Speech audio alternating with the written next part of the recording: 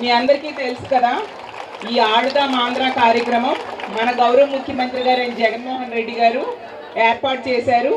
ఇందులో ముఖ్య ఉద్దేశం ఏంటంటే గ్రామీణ ప్రాంతాల్లో ఉన్న క్రీడాకారుల్ని ప్రోత్సహించడం కోసం మిమ్మల్ని అందరినీ జాతీయ అంతర్జాతీయ వేదికల మీద మీరు ఆటలాడేట్టుగా మంచి మంచి స్పోర్ట్స్లో పార్టిసిపేట్ చేసేట్టుగా మీలో ఉన్న ప్రతిభని వెలికి తీయడం కోసం గ్రామ స్థాయిలో వార్డు స్థాయిలో ఈ కార్యక్రమాన్ని ఏర్పాటు చేయడం జరిగింది.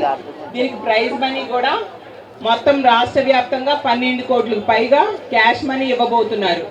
అలాగే మీ అందరికీ తెలుసు, ఈ క్రీడలు అనేవి మనకి ఆరోగ్యాన్ని ఇస్తాయి.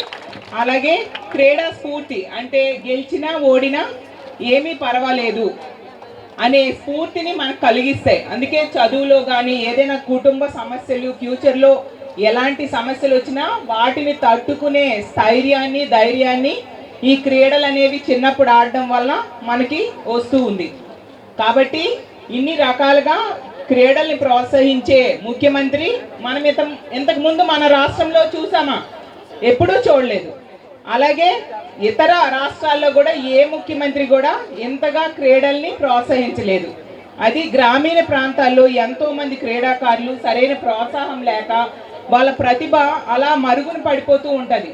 అలాంటి ప్రతిభని వెలికి తీయడం కోసం మన ముఖ్యమంత్రి గారు ఈ కార్యక్రమాన్ని ఏర్పాటు చేయడం జరిగింది. కాబట్టి దీన్ని చక్కగా మీరందరూ ఉపయోగించుకోవాల్సిందిగా కోరుతూ ఉన్నాను.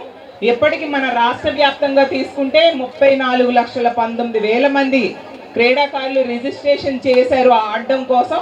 అంటే ఇంతమంది క్రీడాకారులు సరైన ప్రోత్సాహం లేక అలా ఉండిపోయారని మనకు అర్థమవుతూ ఉంది.